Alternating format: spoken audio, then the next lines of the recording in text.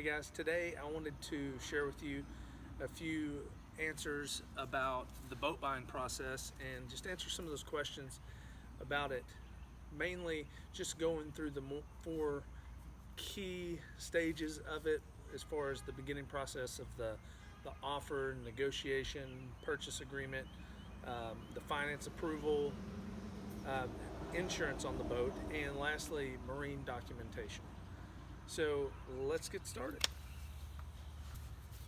So buying a boat, buying a catamaran or a sailboat or any larger vessel that is going to be for any kind of offshore cruising, there's a lot that entails in it, especially if you're going to be financing it. We debated on whether if we wanted to buy a less expensive boat or put a down payment on one and finance a portion and have a payment. So we went with B, and we ended up buying a 2006 Leopard 43.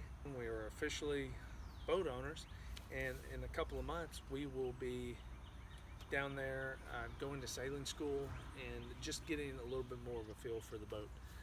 But before that, I wanted to share with you some information on the boat buying. So what it all entails is it's a lot like buying a house and then some.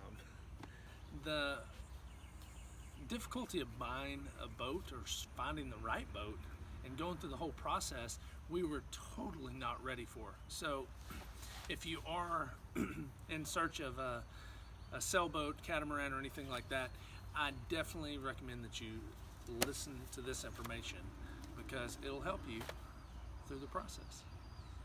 Step one, finding the right boat. We found our boat, 2006 Leopard 43 catamaran. It was on CatamaranSite.com, which is a for sale by owner site that we stumbled upon, and we had used a boat broker through the process most of the time. We used Terry Grimbeek. He is with Just Catamarans. He is very thorough, very genuine, and I highly recommend him, or anyone for that matter, at Just Cats in Fort Lauderdale. We did not use him on this for sale because we did it for sale by owner. If you use a broker, you'll have to pay an extra percent, about 5%. But we did for sale by owner, and it saved us a little bit of money on that.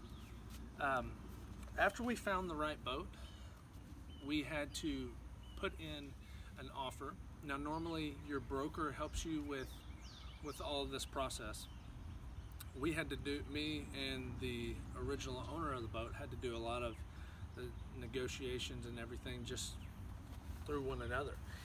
Once we came to an agreement, we went ahead and put in an offer, and when we came to that agreement, we got with YachtCloser and we did a for sale by owner purchase agreement, and we filled it out and did DocuSign ourselves, and then we sent that over to YachtCloser and got someone to set up an escrow account.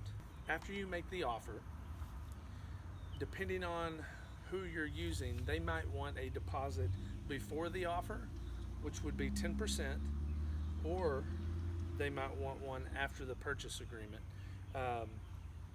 The way we had to do it, since I was doing it for sale by owner, we came to an agreement and then we set it up, and I went ahead and wired some money over to YachtCloser. We used them, and we dealt with Madison over at YachtCloser. She was very helpful, and what they did is they hold 10% of your down payment, or 10% of the money from the boat. At that time, when everything's accepted, you definitely want to make sure that you have finance approval if you're going to be financing it. That leads me to my second thing. So for finance approval, we used Noelle Norvell with Luxury Financial Services, and she was very helpful. I will post her information in the video description below. She was very helpful with the whole process, but on finance approval, that was probably the biggest challenge. And the reason why is because you have to have, a lot like buying a house, but then some. So you have to have 2 years work history at least. You have to have a long time residence and it has to look good on paper, because if you move around all the time from place to place, that could put up red flags. Or if you are living in Arkansas like we are, and you're buying a boat in the British Virgin Islands, which we originally were going to be doing that, they will want to know where the boat's kept. They will want to know a mooring location.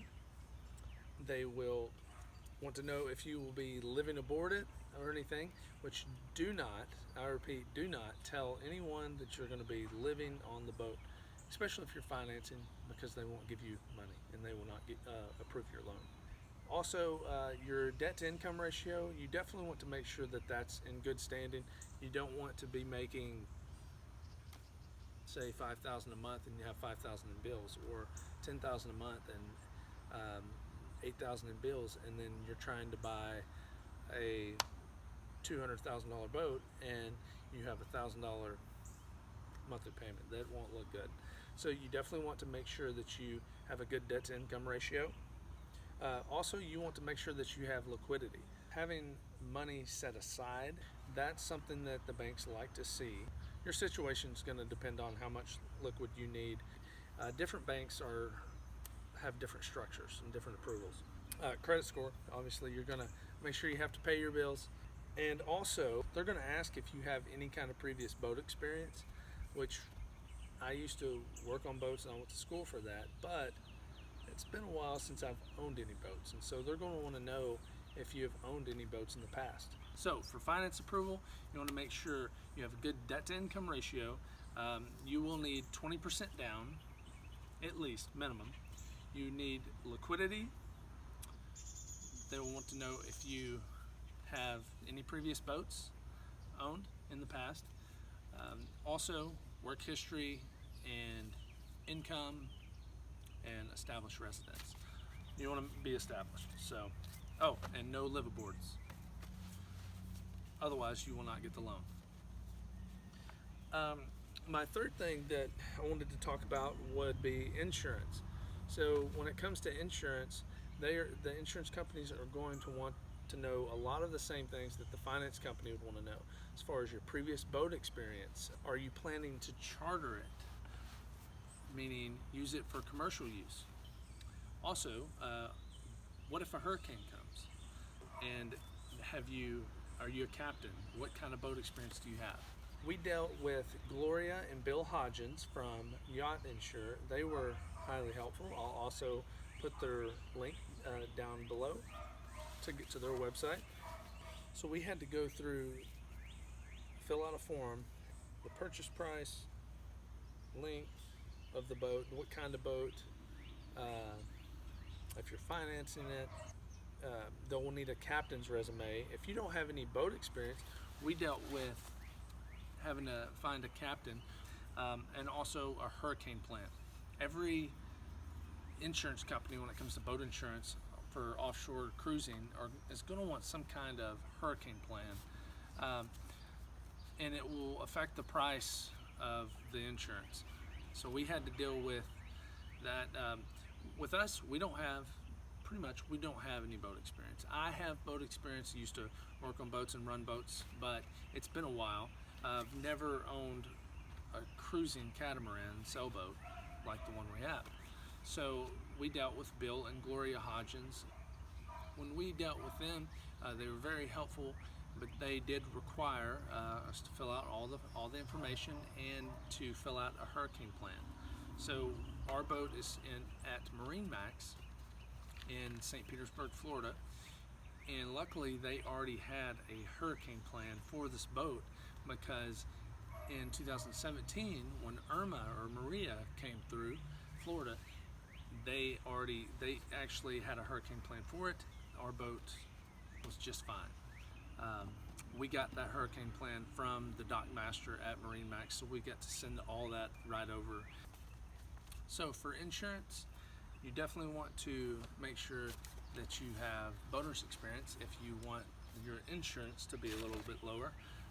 If you plan to charter the boat or use it for commercial use, your insurance is going to be more. If you don't have any previous boat experience, then you will need to have a captain on board for the first year, so they say, or at least until the captain signs off on you.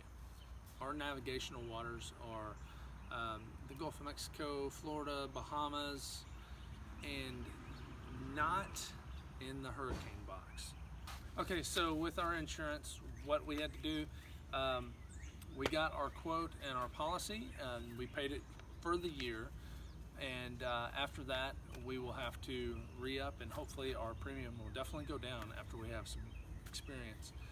We plan to have our captain on board while we go to sailing school, and he will sign off on us when we're good to go, as long as we're competent to sell the vessel. And then basically they'll send that over to the insurance company. One of the main things after that I wanted to share with you that I almost left out, one thing you want to schedule is the survey, because all of everything of the boat buying hinges on that survey. So your finance approval, if your survey goes bad, then your finance company's not going to sign off on it. So we used Chet Stephens for our survey, and that's basically like an inspection, like a home. They come in and they go through it with a fine-tooth comb, and they want to make sure that the boat's good and ready to go, and if there's any issues with it, then they send it over on the survey. You'll have to pay for that, and you have to get it hauled out of the water, and they'll also have to do a sea trial on it. So that they'll have to make sure that they inspect the holes, make sure there's no water damage or anything like that, any blistering or anything that raises red flags below the water line. Then on the survey, they'll inspect the rigging, they'll fire up the engines, they'll check electric,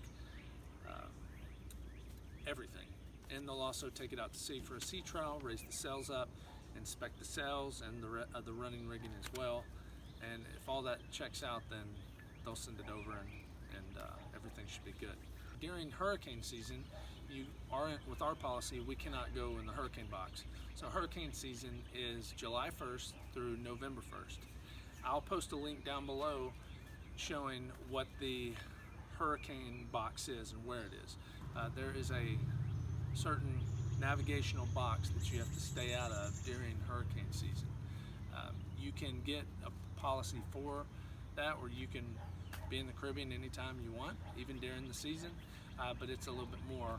Since this is our first go and our first sailboat, we definitely wanted to make sure that we stayed away from the hurricane box during the season. So after the season, we will head down towards the Bahamas, and we'll probably explore a little bit near the Virgin Islands as well. So anyway, so after insurance, when it comes to that, you have to want to know your boat experience, where the boat's going to be, your mooring location. If you need a captain on board, you'll need to send over a captain's resume, and you'll need a hurricane plan. All of that is pending survey, obviously. It all hinges on the survey, and so does the finance approval. It hinges on the survey. Lastly, I wanted to talk about was the marine documentation.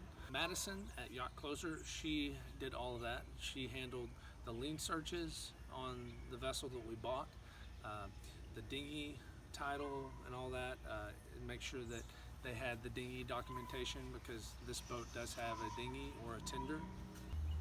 So they will want to know the hailing port. They'll do lien searches, do all the marine documentation, and they will federally register you with the U.S. Coast Guard. That's just a general outline of the boat buying process. That's it. If you guys have any questions, there's so much more to the boat buying process. If you have any questions at all, just leave a comment down below and I'll be sure to answer it. Message me. Feel free to email me. I'll post my email down below if you guys have any questions, and we'll see you next time. Thanks for watching.